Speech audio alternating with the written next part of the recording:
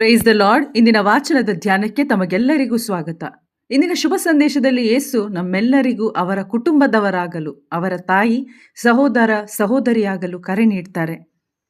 ಯೇಸು ಸ್ವಾಮಿ ತಮ್ಮನ್ನು ಸುತ್ತುವರಿದಿದ್ದ ಜನರಿಗೆ ಬೋಧನೆ ಮಾಡುತ್ತಿದ್ದಾಗ ಅಲ್ಲಿ ಅವರ ತಾಯಿ ಮತ್ತು ರಕ್ತ ಸಂಬಂಧದ ತಾಯಿ ಮತ್ತು ಸಹೋದರರು ಬರ್ತಾರೆ. ಅವರು ಬಂದು ಯೇಸುವೊಡನೆ ಮಾತಾಡಲು ಇಚ್ಛಿಸುತ್ತಾರೆ. ನಿಮ್ಮ ತಾಯಿ ಮತ್ತು ಸಹೋದರರು ಹೊರಗೆ ನಿಂತಿದ್ದಾರೆಂದು ಶಿಷ್ಯರು ಹೇಳುವಾಗ ಯೇಸು ಸ್ವಾಮಿ ಆ ಶಿಷ್ಯರ ಕಡೆಗೆ ತಮ್ಮ ಕೈಯನ್ನು ತೋರಿಸಿ ಹೇಳ್ತಾರೆ, ಇಗೋ ನೋಡು ನನ್ನ ತಾಯಿ, ನನ್ನ ಸಹೋದರರು. ಸ್ವರ್ಗದಲ್ಲಿರುವ ನನ್ನ ತಂದೆಯ ಚಿತ್ತವನ್ನು ಯಾರು ನೆರವೇರಿಸ್ತಾರೋ ಅವರೇ ನನಗೆ ಸಹೋದರ, ಸಹೋದರಿ ಮತ್ತು ತಾಯಿ. ಇವತ್ತು ನಾವು ನಮ್ಮ ಈ ಲೋಕದ ರಕ್ತ ಸಂಬಂಧದ ಕುಟುಂಬಗಳಲ್ಲಿ ಜೀವಿಸ್ತೇವೆ. ಆದರೆ ನಾವು ಮನುಷ್ಯರು ಸ್ವರ್ಗದ ಕುಟುಂಬದವರಾಗಲು ನಮಗೆ ಯಾವ ಯೋಗ್ಯತೆ ಇಲ್ಲ. ಏಕೆಂತೇಳಿದರೆ ಸ್ವರ್ಗದ ಕುಟುಂಬ ಅಂದರೆ ಪಿತಾಸುತ ಪರಿಶುದ್ಧಾತ್ಮ ದೇವರು ಪರಿಶುದ್ಧರಾಗಿದ್ದಾರೆ, ನೀತಿವಂತರಾಗಿದ್ದಾರೆ. ಅವರ ಮುಂದೆ ನಿಲ್ಲುವ ಸೌಭಾಗ್ಯ ನಮಗಿಲ್ಲ. ನಾವು ಪಾಪಿಗಳಾಗಿದ್ದೇವೆ. ದೇವದತ್ತ ಮಹಿಮೆಯನ್ನು ಆದಾಮನ ಮೂಲ ಪಾಪದಿಂದ ಕಳೆದುಕೊಂಡಿದ್ದೇವೆ. ಆದರೆ ಈ ಸೌಭಾಗ್ಯ ಇಂದು ಯೇಸು ಸ್ವಾಮಿ ನಮ್ಮೆಲ್ಲರಿಗೂ ಕೊಡಲು ಬಯಸಿದ್ರು. ಆಲ್ರೆಡಿ ಬಯಸಿ ಆ ಕಾರ್ಯವನ್ನು ಮಾಡಿದ್ದಾರೆ.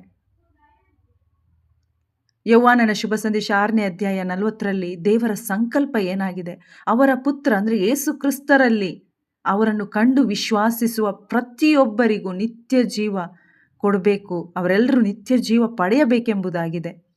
ಆದಾಮನ ಅವಿಧೇಯತೆಯ ನಿಮಿತ್ತ ನಾವೆಲ್ಲರೂ ದೇವರ ಕುಟುಂಬದವರಾಗಲು ಆ ಯೋಗ್ಯತೆ ಕಳೆದುಕೊಂಡೆವು. ಆತ್ಮಿಕವಾಗಿ ನಾವೆಲ್ಲರೂ ಮೃತರಾದೆವು. ಲೋಕದ ರೀತಿ ನೀತಿಗಳನ್ನು ಅನುಸರಿಸಿ ಈ ಶರೀರದಲ್ಲಿ ಜೀವ ಇದ್ದು ಬಾಳ್ತಾ ಇದ್ದೆವು. ಸೈತಾನನ ಆಧಿಪತ್ಯಕ್ಕೆ ಒಳಗಾಗಿದ್ದೆವು. ಶಾರೀರಿಕ ಆಶೆ ಆಮಿಷಗಳಿಗೆ ತುತ್ತಾಗಿ ದುರಿಚ್ಛೆಗಳಲ್ಲಿ ನಾವು ಬಾಳ್ತಾ ಇದ್ದೆವು. ಹೀಗೆ ನಾವೆಲ್ಲರೂ ದೇವರ ಕೋಪಾಗ್ನಿಗೆ ಒಳಗಾಗಿದ್ದೆವು. ಇಂತಹ ದೇವರ ಕೋಪಾಗ್ನಿಗೆ ಒಳಗಾದ ನಮ್ಮೆಲ್ಲರ ಮೇಲೆ ದೇವರು ಕೃಪೆ ತೋರಿದ್ರು, ದೇವರು ಕರುಣೆ ತೋರಿದ್ರು. ನಮ್ಮಷ್ಟಕ್ಕೆ ನಮ್ಮ ಶಕ್ತಿ ಬಲ ಜ್ಞಾನದಲ್ಲಿ ನೀತಿವಂತರಾಗಲು ಆತ್ಮಿಕವಾಗಿ ಸತ್ತು ಹೋದ ನಮ್ಮಿಂದ ದೇವರ ಸಂಬಂಧಕ್ಕೆ ಬರಲು ಕುಟುಂಬದವರಾಗಲು ಅಸಾಧ್ಯ, ಇಂಪಾಸಿಬಲ್ ಆಗಿದೆ.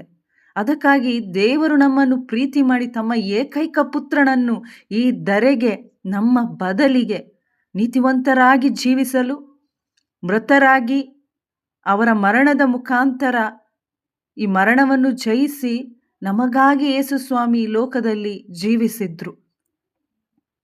ಹೀಗೆ ಯೇಸು ಕ್ರಿಸ್ತರ ಅಂದರೆ ಜೀವೋದ್ಧಾರ ತರುವ ಶುಭ ಸಂದೇಶದಲ್ಲಿ ಯಾರೆಲ್ಲ ನಾವು ವಿಶ್ವಾಸ ಇಡ್ತೇವೋ ನಾವು ದೇವರ ಮಿತ್ರರಾಗ್ತೇವೆ, ಯೇಸುವಿನ ಸ್ವಂತದವರಾಗ್ತೇವೆ. ಅವರ ಮರಣದ ಮುಖಾಂತರ ನಮಗೆ ಪಾಪ ಕ್ಷಮೆ, ಪಾಪ ವಿಮೋಚನೆ ಕೊಟ್ಟು ಅವರ ಪುನರುತ್ಥಾನದ ಮೂಲಕ ನಮ್ಮನ್ನು ನೀತೀಕರಿಸಿ ಹೊಸ ಜನ್ಮ ಅಂದರೆ ದೇವರಿಂದಲೇ ಜನಿಸಿದವರು ನಾವು ಎಂಬ ಐಡೆಂಟಿಟಿ, ಅವರ ಮಕ್ಕಳ ಐಡೆಂಟಿಟಿ ನಮಗೆ ಕೊಟ್ಟಿದ್ದಾರೆ. ಆದರೆ ಎಲ್ಲರೂ ಇವತ್ತು ಎಲ್ಲ ಸೃಷ್ಟಿ ದೇವರ ಮಕ್ಕಳಲ್ಲ. ಯಾರು ಯೇಸು ಕ್ರಿಸ್ತರನ್ನು ಸ್ವೀಕಾರ ಮಾಡ್ತಾರೋ, ಈ ಶುಭ ಸಂದೇಶ ಸ್ವೀಕಾರ ಮಾಡ್ತಾರೋ ಅವರು ಮಾತ್ರ ದೇವರ ಮಕ್ಕಳಾಗುವ ದೇವರಿಗೆ ಅಂದರೆ ಯೇಸು ಕ್ರಿಸ್ತರಿಗೆ ಸಹೋದರ ಸಹೋದರಿ ತಾಯಿಯಾಗುವ ಸೌಭಾಗ್ಯ ಇದೆ. ಮಾತೆ ಮರಿಯಳು ದೇವರಿಂದ ಬಂದ ಸ್ವಾರ್ಥ ನಂಬಿ ಧನ್ಯಳಾದರು. ಯೇಸುವಿಗೆ ತಾಯಿಯಾದಂತೆ ಇವತ್ತು ನಮಗೂ ಕೂಡ ಈ ಅವಕಾಶ ಇದೆ. ಸ್ವಂತದವರಾಗಲು ದೇವರು ಕೃಪೆ ನೀಡಿದ್ದಾರೆ. ಆದರೆ ಇಂದು ಅನೇಕರು ಹೆಸರಿಗೆ ಕ್ರೈಸ್ತರಾಗಿದ್ದಾರೆ, ಯೇಸುವಿನ ಕುಟುಂಬದವರು ಅಂತ ಹೇಳ್ತಾರೆ. ಆದರೆ ಈ ಸತ್ಯ ಅವರಿಗೆ ಮನದಟ್ಟಾಗಿಲ್ಲ. ಆತ್ಮದಲ್ಲಿ ಹೊಸ ಜನ್ಮ ಸಿಕ್ಕಿಲ್ಲ. ಯೇಸು ಕ್ರಿಸ್ತರನ್ನು ಅವರು ಅರಿತಿಲ್ಲ. ಬಾಹ್ಯ ಆಚರಣೆಗಳನ್ನು ಮಾಡುತ್ತಾ, ಧಾರ್ಮಿಕ ಕಾರ್ಯಗಳನ್ನು, ಪ್ರಾರ್ಥನೆಗಳನ್ನು ಮಾಡ್ತಾ ಜೀವಿಸ್ತಾ ಇದ್ದಾರೆ. ಆದರೆ ದೇವರ ಆ ಟ್ರೂ ಕನೆಕ್ಷನಿಗೆ ಅವರು ಬಂದಿಲ್ಲ. ಪ್ರಿಯರೇ, ಶುಭ ಸಂದೇಶ ಆಲಿಸುವಾಗ ಈ ಸತ್ಯದ ಮನವರಿಕೆ ನಮಗಾಗುತ್ತೆ.